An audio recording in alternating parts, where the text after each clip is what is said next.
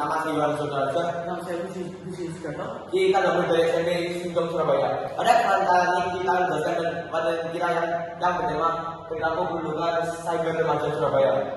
Kita ada yang latar belakang. Bully adalah bentuk agresi yang berulang, biasanya melibatkan kekerasan antara pelaku dan korban. Saat ini bullying tidak hanya terjadi di dunia nyata, tapi terus juga berbagai analitas. Ini yang sering ketahui dengan cyberbullying. Untuk memahami lebih dalam bentuk cyberbullying, peneliti menggunakan keterangan dari Willard mengidentifikasi ada 8 jenis perilaku. Yaitu criminal harassment, derivation, impersonation, outing, triggering, accusation, dan juga cyberstalking. Pertanyaan saat kita, bagaimana gambaran perilaku perlindungan cyber pada remaja di Surabaya? Dari pertanyaan ini, tujuan mengingatkan adalah untuk memperoleh gambaran dan statistik mengenai perilaku perlindungan cyber pada remaja di Surabaya, khususnya dari perspektif pelaku. Selanjutnya saya akan menjelaskan metodologi. Pertama, mengenai instrumen. Penelitian ini menggunakan angket dengan skala Likert 1-3. Total ada 30 metode pertanyaan disusun sesuai metode Willard. Selain itu ditambahkan beberapa pertanyaan tambahan, misalnya tentang pelaku platform yang digunakan serta alasan melakukan tindakan. Dan kedua, bagian pendataan.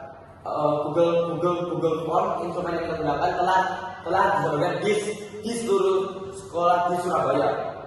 Tetapi kita juga menyeting wajib isi. Dengan itu kita bisa menyatakan misi ini sama dengan 0. Dan terakhir analisis.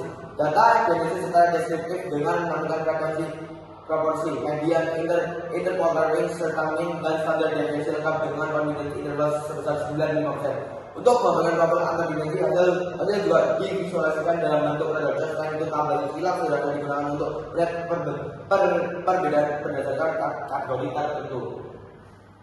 Siswa yang sering diajarkan oleh eksplosion kita adalah impersonation dan exclusion.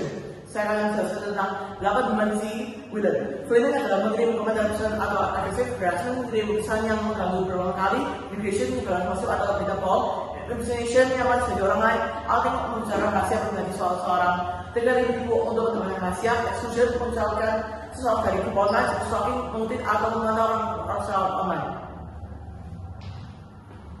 Dari person kita yang paling top adalah SMA Sinjong School dengan 81 orang dibuli oleh SMA Cikalati dan SMA 5 Surabaya. Dari total 100 person kita, 129 person kita menyatakan aktif dan 15 orang menyatakan tidak aktif. SMA kita unikkan dengan WhatsApp, Instagram, TikTok, Line, dan Twitter. Pandangan kami adalah atas 8 dimensi Willard, indikator ada denda sangat rendah, skala 1-3, exclusion dan impersonation ada yang lebih sering. Contoh, exclusion keluarkan atau abaikan di grup WA, impersonation pakai akun orang lain atau akun palsu. Atas dimensi exclusion dan impersonation, cyberbullying tetap ada tetapi sporadis. Exclusion dan impersonation perlu fokus intervensi karena relevan dengan kehidupan kelas, kelompok, dan keamanan identitas.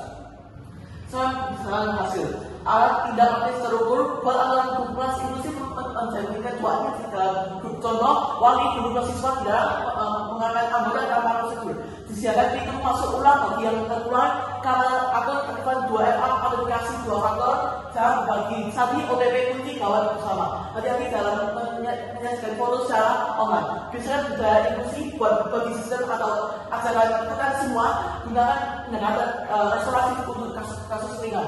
Manfaat yang kita harapkan turun kasus exclusion station, meningkatkannya rasa keterlibatan siswa dan juga pelaporan yang lebih rapi untuk tindakan siswa. Terima kasih atas waktunya.